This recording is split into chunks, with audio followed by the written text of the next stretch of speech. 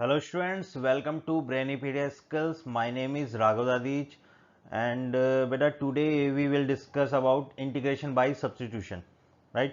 Last class में हमने क्या पढ़ा था? लास्ट क्लास में हमने पढ़ा था फंडामेंटल जो स्टैंडर्ड फॉर्मूलेज हो गए हमारे पास में इंटीग्रेशन के फंडामेंटल्स क्या है वो हमने देखे कि स्टैंडर्ड फॉर्मूले क्या होते हैं कि जिनको हम यूज़ करते हैं, है ना। जहाँ तक हम पहुँचेंगे फिर हम इंटीग्रेशन सिंपल रूल लगा देते हैं इंटीग्रेशन का, है ना। वो पढ़े थे हमने। फिर हमने उसके बाद में देखे थे कि कुछ एग्जाम्पल्स जिनको हमें किस तरीके से उन एग्जाम्पल्स को हमें सोल्व करने का तरीका हमने देखा कि डायरेक्ट हमें इंटीग्रेशन जो हम जानते हैं वो नहीं आएगा सामने, राइट। हमारे पास में इंटीग्रेशन कैसे आएगा कि हम कोई इंटीग्रेशन दे देगा, उस इंटीग्रेशन को हमें इस फॉर्म में बदलना है जो हम जानते हैं, पहले उस फॉर्म में हमें चेंज करना होगा, राइट। फिर हम उस इंटीग्रेशन को सोल्व करेंगे। जैसे हमें कोई ट्रिग्नोमेट्री होगी उस टाइप में दे दिया कि ट्रिग्नोमेट्री का फंक्शन जिसका इंटीग्रेशन डायरेक्ट हमें नहीं पता, तो उसको थोड़ा सा ट्रिग्नोमेट्री फंक्शन जो है उसको हम इस तरीके से चेंज करेंगे कि जिनका हमें इंटीग्रेशन पता है वहाँ तक पहुँच जाए, फिर हम डायरेक्ट उसका आंसर लिख देंगे, राइट। और फिर मैंने बोला था कि नेक्स्ट क्लास में हम पढ़ेंगे मेथड ऑफ सब्स्टिट्यूशन। तो मेथड ऑफ सब्स्टिट्यूशन पढ़ते हैं आज के चैप्टर में, आज के जो क्लास है उसमें। तो उससे पहले हम जान लेते हैं कि हमारे पास में कुछ इंटीग्रेशन ऐसे भी होते हैं जो हम फाइंड आउट नहीं कर सकते, जिनके हम आंसर फाइंड आउट ही नहीं कर सकते, है ना। कुछ इंटीग्रेशन ऐसे होते हैं। अब क्यों नहीं कर सकते उसका मैं अभी इंफॉर्मेशन देता हूं। पहले हम देख लेते हैं कौन कौन से इंटीग्रेशन हमारे पास में है। तो यहां पे लिख लेते हैं सम इंटीग्रेशन या integrals which can not be found.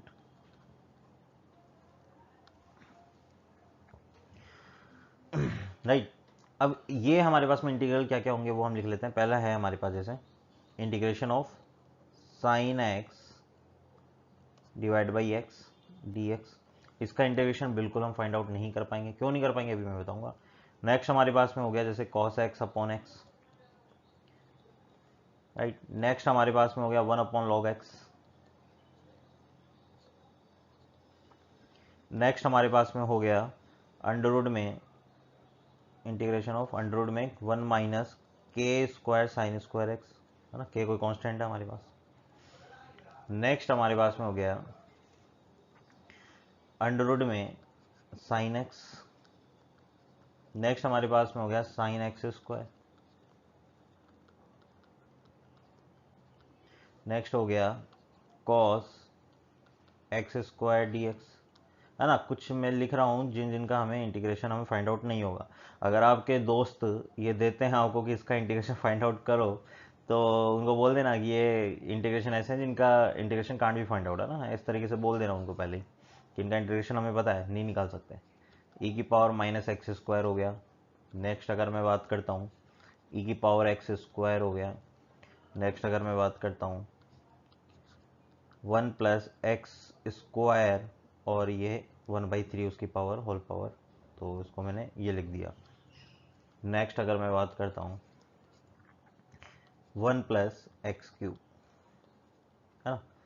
ऐसे ही हमारे पास में और भी होते हैं इंटीग्रेशन जिनके हम फाइंड आउट नहीं कर सकते, ठीक है। तो ये तो आप जो मैं एग्जांपल दिए हैं ये तो हमें ध्यान में रखना ही है कि अच्छा इनके इंटीग्रेशन फाइंड आउट नहीं हो सकते हैं, ये बात ध्यान में रखना ही है। लेकिन ये बात ध्यान रखना कि ओनली इन्हीं के sine x upon x into कोई एक्स स्क्वायर कोई अलग चीज आ जाए तब बात नहीं होगी हमारे पास में। जैसे यहाँ पे अंदर हमारे पास जैसे 1/log x है इंटू 1/x आ जाए 1/log x और इंटू 1/x dx, तो ऐसा नहीं 1/log x का फाइंड आउट नहीं हो सकता तो सर इसका फाइंड आउट ही नहीं होगा, 1/x भी मल्टीप्लाई है उसका भी नहीं होगा। नहीं, सिर्फ अगर यही हो तो हमारे पास में फाइंड आउट नहीं होने वाले हैं, राइट। अब ऐसा क्यों होगा ये हम जानते हैं नेक्स्ट स्लाइड के अंदर।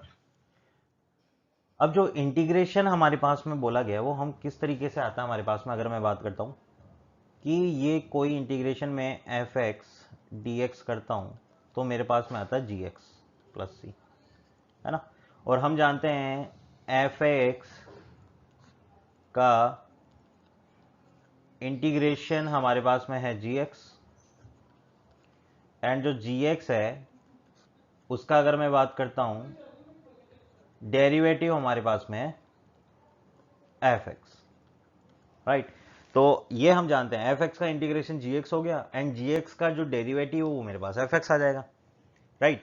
अब यहाँ पे अगर मैं बात करता हूँ कि ये जो एफ एक्स मेरे पास फंक्शंस हैं, ऐसे कौन कौन सी फंक्शन है जिनका इंटीग्रेशन हम करते हैं तो जी एक्स आता ही नहीं है, उसका इंटीग्रेशन हमारे पास में आएगा ही नहीं। राइट। अब ऐसे कैसे फंक्शन हो सकते हैं कि उनका इंटीग्रेशन नहीं हो सकता। Right.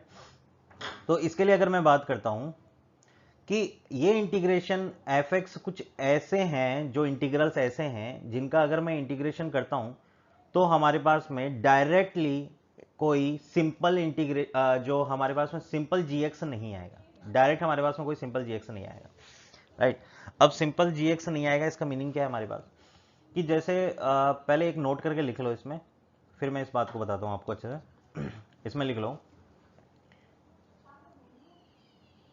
not every antiderivative, not every antiderivative F x, या यहां लिख लो एंटी डेरिवेटिव जी एक्स, है ना, एंटी डेरिवेटिव मतलब इंटीग्रेशन, इसका इंटीग्रेशन किया तो जी एक्स आया ना, तो एंटी डेरिवेटिव इसका जी एक्स हुआ एफ एक्स का। तो not every anti derivative g x is expressible in closed form in term of elementary function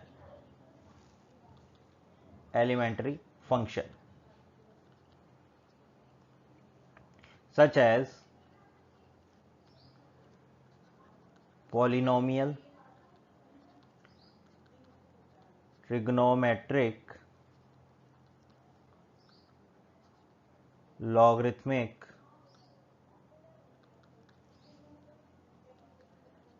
exponential, है ना, एक्सेट्रा।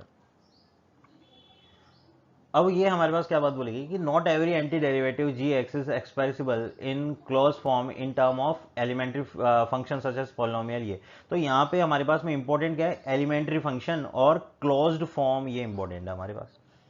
मीनिंग अगर मैं बात करता हूं कि जैसे मैंने आपको बताया कि e की power x square d x है, इसका इंटीग्रेशन फाइंड आउट नहीं हो सकता।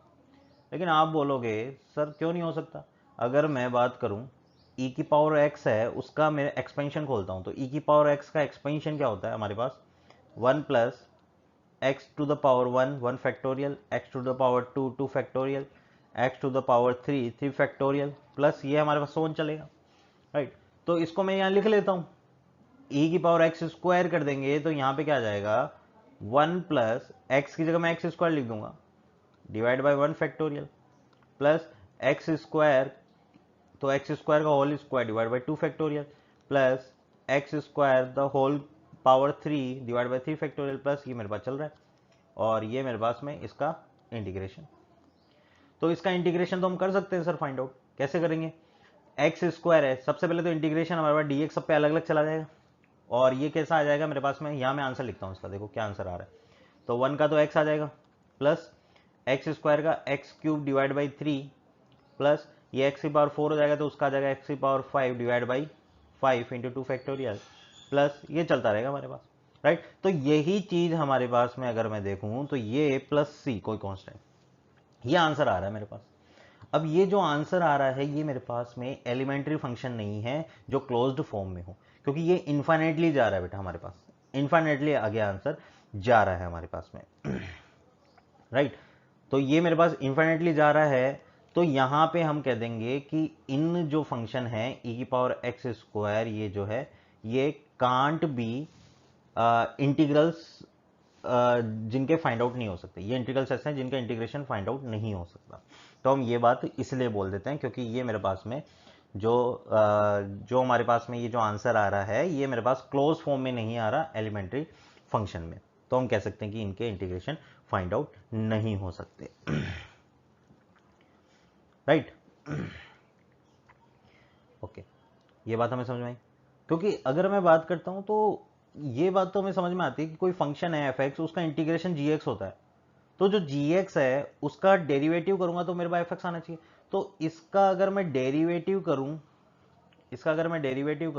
तो वो तो मेरे पास इन्फाइनाइट चल जाएगा डेरिवेटिव, है ना। डेरिवेटिव डेरिवेटिव होता रहेगा प्लस इन्फाइनाइट चल जाएगा। तो ये मेरे पास में आंसर ई की पावर एक्स स्क्वायर आएगा, नहीं आएगा, हमें क्या पता। आ रही बात समझ में, राइट। तो ई की पावर एक्स स्क्वायर तो हमारे पास में आ नहीं पाएगा अगर मैं इसका डेरिवेटिव करता हूं तो, राइट। चलो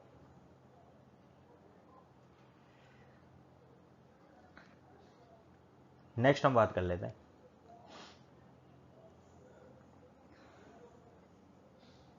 तो ये बात हमें ध्यान रखनी है कि कोई भी ऐसे इंटीग्रेशन फंक्शन है जो क्लोज फॉर्म में नहीं है, जिनके आंसर्स हमारे पास क्लोज फॉर्म एलिमेंट्री फंक्शन नहीं है, तो वो हमारे पास में इंटीग्रेबल नहीं होंगे। ये बात हमने समझ ली कि ये चीज़ हमें याद रखनी है आपसे, ठीक है बेटा।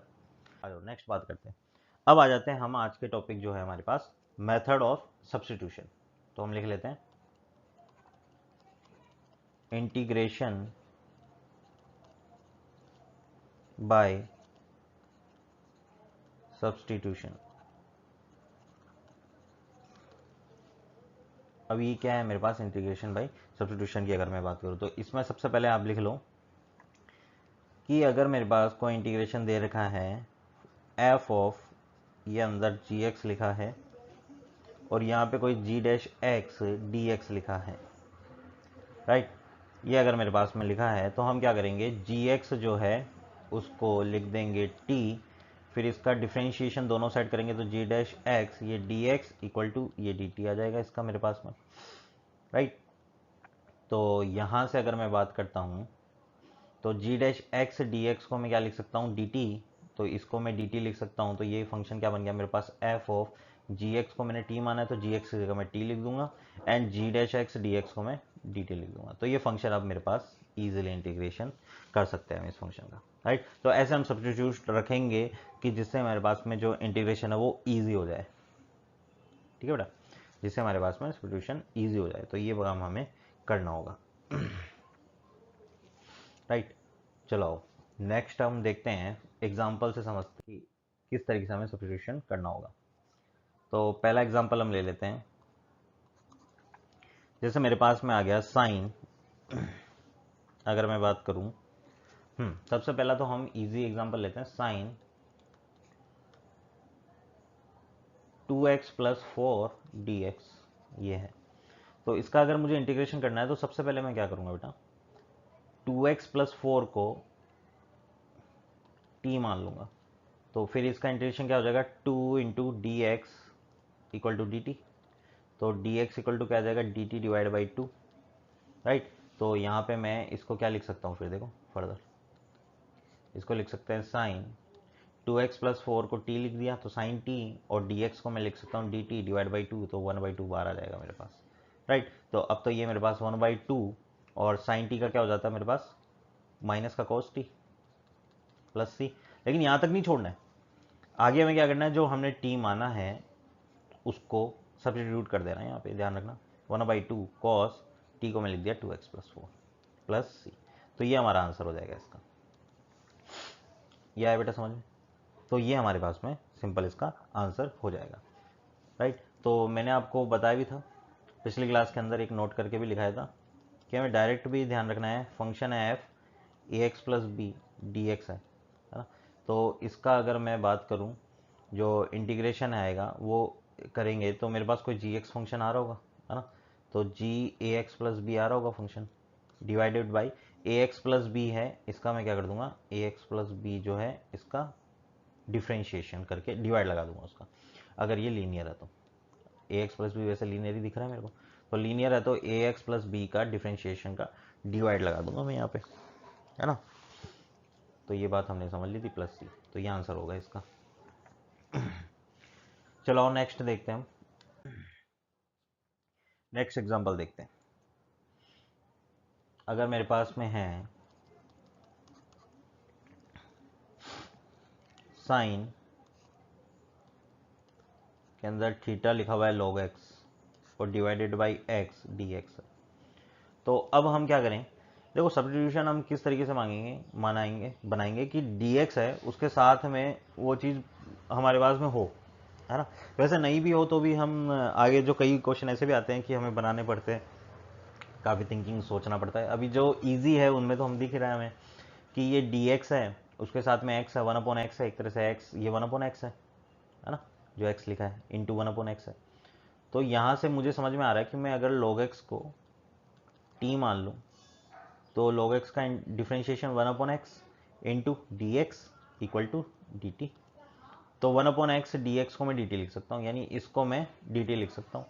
तो ये क्या बन जाएगा मेरे पास में, साइन ऑफ log x को मैं t मान लूंगा और ये dx अपॉन dt हो जाएगा। log x को t माना ही है हमने, तो उसको मैंने t लिख दिया यहाँ पे। तो साइन t का हमारे पास में क्या आ जाता है आंसर, तो यहाँ आंसर लिखते हैं हम। साइन t को अगर मैं करता हूँ तो मेरे पास आ जाएगा माइनस का cos t प्लस सी, फिर मैं सब्स्टिट्यूट भी करूँगा माइनस cos t जिसको माना था log x को, है ना। तो ये मेरे पास आंसर हो जाएगा फिर cos log x प्लस सी, ये हमारा आंसर हो जाएगा यहाँ पे। ठीक है बेटा, आ जाओ नेक्स्ट क्वेश्चन देखते हैं। फिर नेक्स्ट हमारे पास क्वेश्चन है जैसे हमारे पास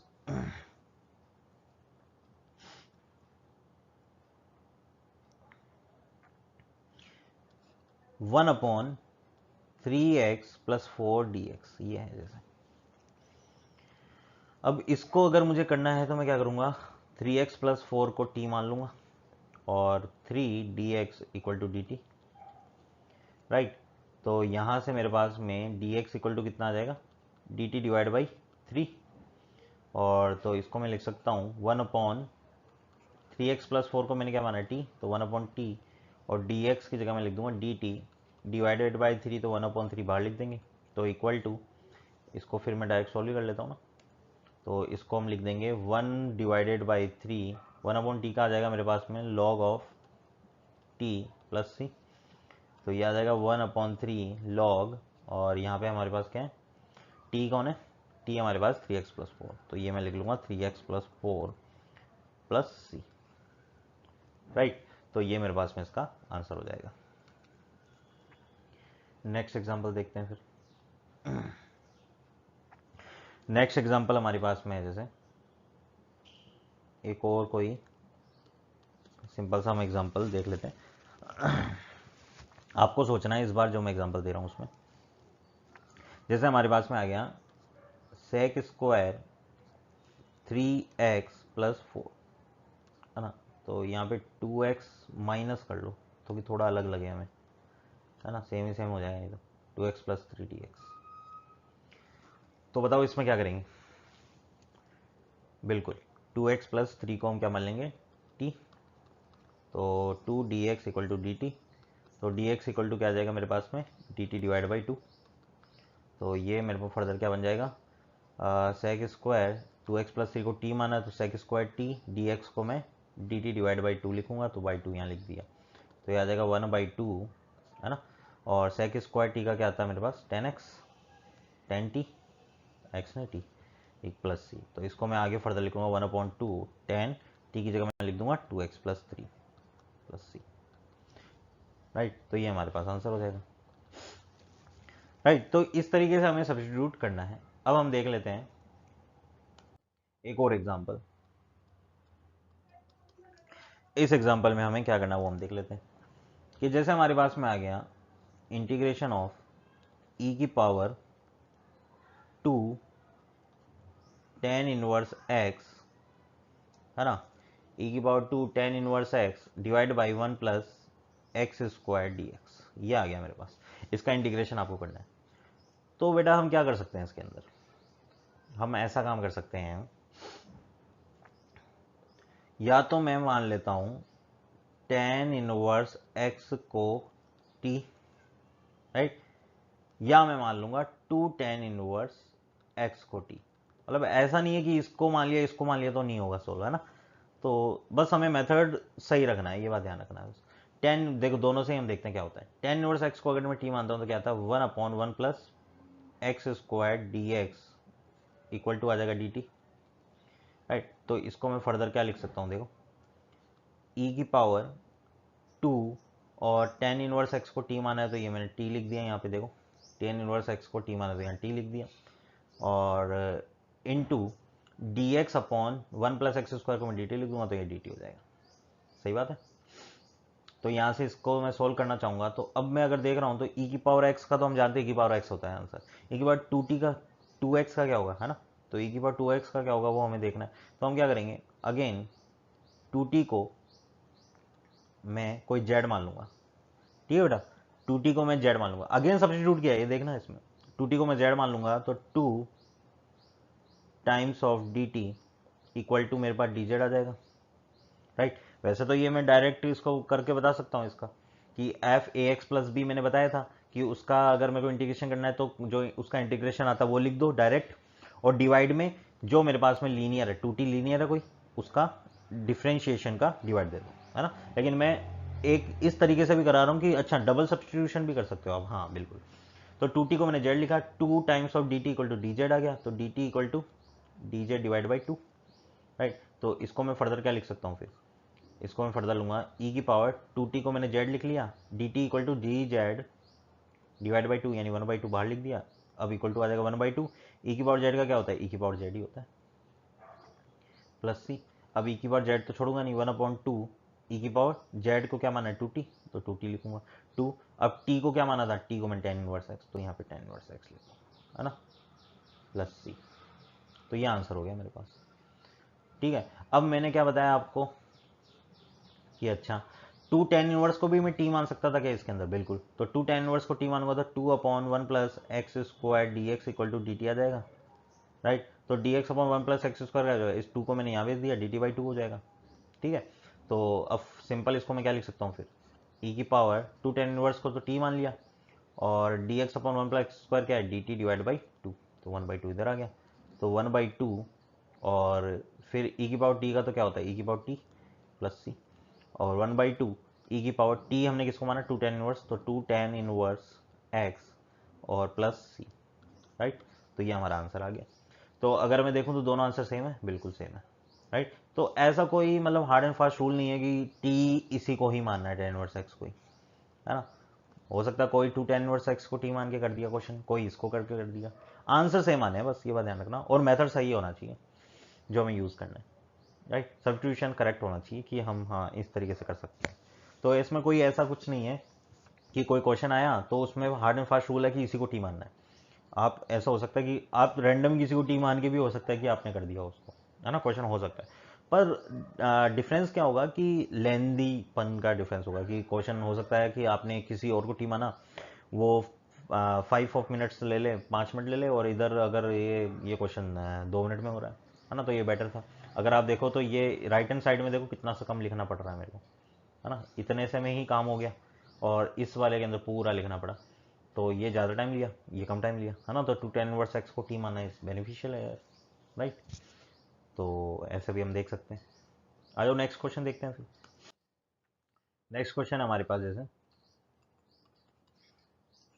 integration of 1/,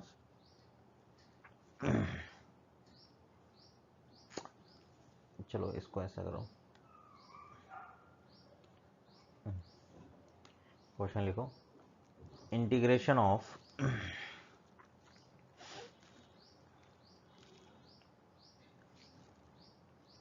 2 plus 3x square. देखो अभी बहुत इजी क्वेश्चन कर रहे हैं हम, है ना। अभी हमें बस जो मेथड है वो सीखना है, इसलिए इजी कर रहे हैं, अभी ज़्यादा दिमाग नहीं लगाना, हमें मेथड को ग्रैप्स करना है, ग्रैप करना है कि हाँ ठीक है, ग्रैप करते गए, हाँ ये मेथड अब आ गया, याद हो गया हमें ये मेथड, हाँ ऐसे ऐसे करते हैं फटाफट, मतलब इसके अंदर में दिमाग लगाने की जरूरत ना पड़े, मेथड में बार बार सोचना ना पड़ रहा है क्या करना है क्या करना है ना।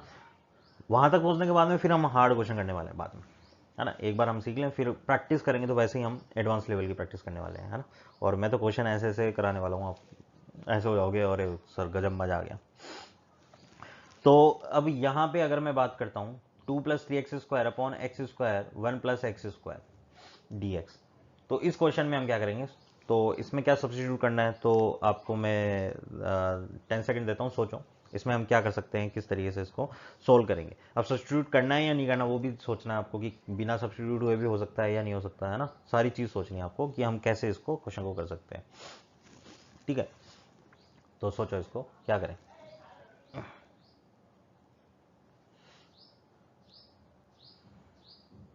क्या इसमें मैं सब्स्टिट्यूट करूँ? क्वेश्चन बिना सब्स्टिट्यूशन के हो जाएगा ये क्वेश्चन मेरे पास? अगर मैं ध्यान से देखता हूँ 2 + 3x² है, तो इसको मैं 2 + 2x² लिख लूँ, प्लस x² लिख लूँ क्या? बिल्कुल लिख लो sir. Divide by x² and 1 + x² है dx। अब अगर मैं बात करता हूँ कि सर 2 कॉमन ले लो, ले लिया, 1 + x² और इधर आ गया प्लस x², दोनों में डिवाइड दे दो दोनों का, x² 1 + x² का, और इधर भी x² 1 + x² का डिवाइड दे दो, राइट।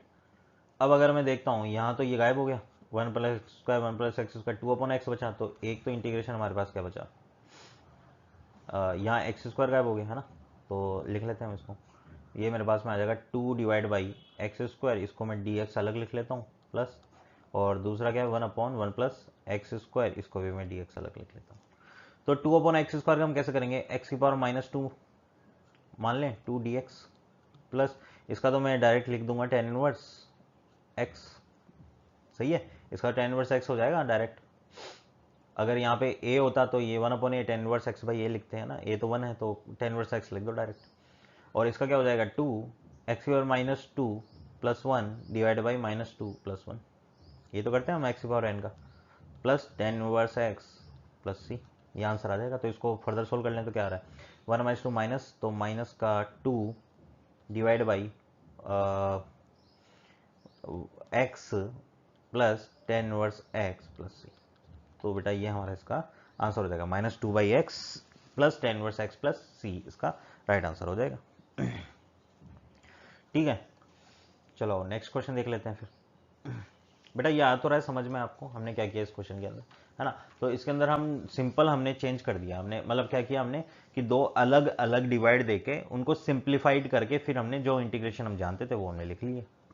ठीक है, आ जाओ नेक्स्ट बात कर लेते हैं फिर अपन। नेक्स्ट हमारे पास में है जैसे क्वेश्चन,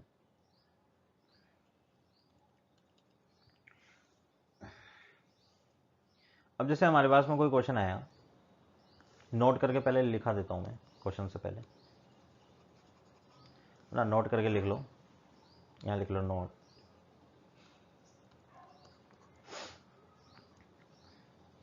अगर मेरे पास में लिख लो while solving product of trigonometry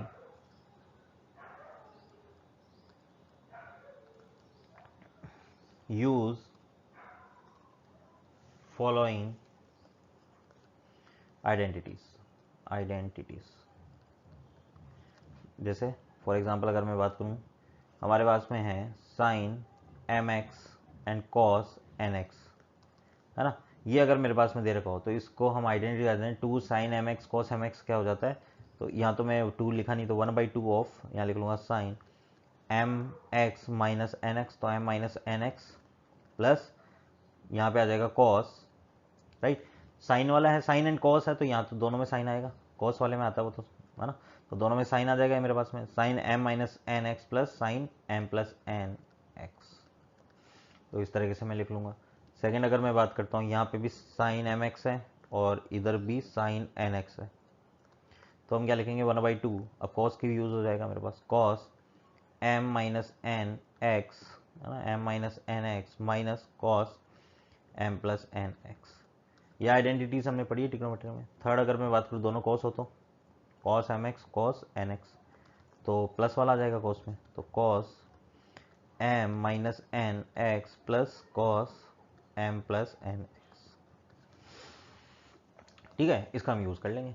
तो एग्जाम्पल ले ही लेते हैं फिर। फॉर एग्जाम्पल अगर मैं बात करता हूँ, जैसे हमारे पास में आ गया integration of cos 4x cos 7x dx, ये आ गया। तो यहाँ पे अगर मैं बात करूँ तो ये थर्ड वाली हमें दिख रही है ना, तो इसको अब डायरेक्ट हम ऐसे तो यूज़ कर नहीं सकते इसको, है ना, कि अलग अलग कर दें दोनों इंटीग्रेशन को फिर सोल्व कर लें, मल्टीप्लाई में होता नहीं है।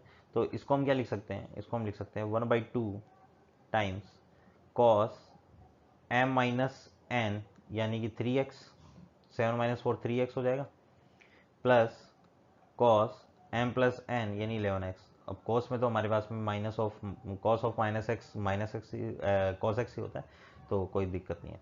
तो 11x और ये dx अब तो सोल्व हो सकता है मेरे पास में अलग अलग, इन दोनों को मैं अलग अलग सोल्व करूँगा तो क्या आ जाएगा मेरे पास में, तो ये आ जाएगा मेरे पास में, या मैं डायरेक्ट लिख रहा हूँ फिर 1/2 तो आएगा ही, और कॉस का क्या होता है साइन ऑफ 3x, राइट।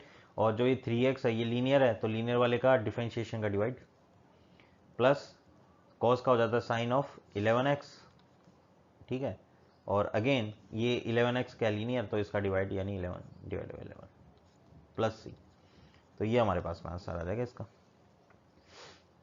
ठीक है बेटा। तो ये हमारे पास में इसका आंसर आ जाएगा। नेक्स्ट अगर मैं बात करता हूं, जैसे मेरे पास में आ गया for example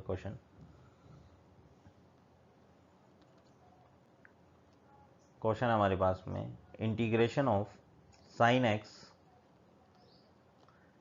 cos x cos 2x cos 4x dx।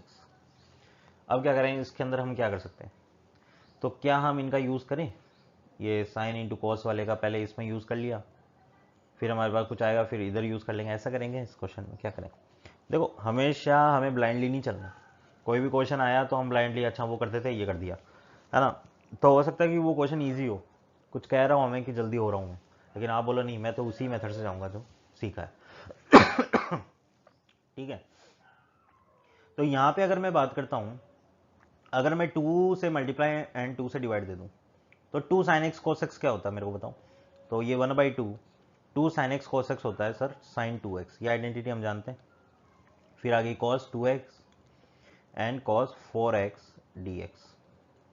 Next अगर मैं बात करता हूँ 2 से मल्टीप्लाई एंड डिवाइड अगेन कर दिया, तो ये हो जाएगा 2 इंटू 2, तो ये आ गया 1/4। अब 2 sine x cos 2x 2 sine 2x cos 2x कितना हो जाएगा, ये आ जाएगा साइन 4x, इनका डबल एंगल का, और ये आ जाएगा कॉस 4x dx। अब नेक्स्ट अगर मैं बात करता हूँ 2 से अगेन मल्टीप्लाई किया एंड 2 यहाँ लगाया मैंने, राइट। तो 2 साइन 4x कॉस 4x हमारे पास में क्या आ जाएगा, तो ये मेरे पास में क्या आ जाएगा, देखो ये आ जाएगा 1/8, और ये बन जाएगा साइन 8x dx। वैसे तो इसी का यूज़ किया है, देखोगे तो आप इसी का यूज़ किया तो इसी का ही है हमने यूज़, तो है ना, क्योंकि हम क्या करेंगे साइन एक्स कॉस एक्स है, तो एम और एन दोनों वैल्यू बराबर है, तो ये तो साइन 0 हो जाएगा, और यहाँ क्या आ जाएगा मेरे पास में दोनों का सम, है ना। यहाँ पे जैसे एम और एन दोनों इक्वल है, यहाँ पे देखो साइन एक्स कॉस एक्स है, तो ये आ जाएगा 1/2 जो हम लिख रहे हैं 1/2 of sine m minus n, तो 0 हो जाएगा sine 0 0 plus sine m plus n, यानी ये एक्स प्लस एक्स हो जाएगा, तो 2x हो जाएगा, तो साइन 2x/2, तो वही तो लिख रहे हैं हम यहाँ पे साइन 2x/2 तो आ रहा है मेरे पास में, इसको अगर सोल्व किया तो मेरे पास में आ तो साइन 2x/2 ही आ रहा है, फिर मैं 2 और 2 मल्टीप्लाई किया वापस, है ना, तो आ तो वही रहा है ना, कर तो इसी का यूज़ रहे हैं, लेकिन ये हम डायरेक्ट आइडेंटिटी जानते हैं, तो हम इसके अंदर दिमाग लगाने की जरूरत नहीं पड़ेगी, है ना। तो 1/8, अब साइन 8x हमारे पास में क्या होता है, साइन 8x का अगर मैं बात करूँ तो आ जाएगा माइनस का cos 8x, राइट, और प्लस c, राइट। हो गया क्वेश्चन, नहीं सर हमने इस लीनियर है तो इसका डिफरेंशिएशन का तो डिवाइड दिया ही नहीं, राइट, तो इसका भी डिवाइड देना है, तो डिवाइडेड बाई 8, यानी मैं यहाँ पे 8 का स्क्वायर लिख लूँ, बिल्कुल, तो ये मेरे पास आंसर हो जाएगा। तो इसका आंसर अगर मैं प्रॉपर बात करूँ तो क्या आ जाएगा मेरे पास में, -1/64 cos of 8x plus c, right. तो ये मेरे पास में इसका आंसर हो जाएगा minus cos of 8x 64 plus c हमारा राइट आंसर हो जाएगा। ठीक है बेटा, तो आज के सेशन के लिए इतना ही। हमने सब्सटीट्यूशन पढ़ा, हमने आइडेंटिटी का कैसे यूज़ करना वो हमने पढ़ा, राइट। अब नेक्स्ट जो हमारे पास में सेशन होगा उसके अंदर बेटा हम क्या करने वाले हैं, कुछ स्पेशल इंटीग्रल्स को हम पढ़ेंगे, जो हमने वैसे लिख भी लिया था हमने स्टार्टिंग वाले जो फर्स्ट हमारा पार्ट था उसके अंदर, कि 1/x² प्लस a² की अगर मैं इंटीग्रेशन करूँ तो क्या आता है 1/a sin tan inverse x/a plus c, है ना। तो ऐसे जो भी जितने भी हमारे पास में हैं dx upon x² minus a², dx upon a² minus x², dx upon under root में a² माइनस x², तो इन सब के इंटीग्रेशन हम लिखेंगे क्या आएंगे, और उनका एप्लीकेशन पार्ट देखेंगे कि इनको हम किस तरीके से अप्लाइड करने वाले हैं, तो उसमें हम अलग अलग टाइप्स देखने वाले हैं, राइट। तो इस तरीके से हम आगे बढ़ने वाले हैं। तो बेटा आज का सेशन अगर आपको पसंद आया होगा तो वीडियो को लाइक जरूर कर दीजिएगा और चैनल ब्रेनिपीडिया स्किल्स को सब्सक्राइब कर लेना। Thank you so much.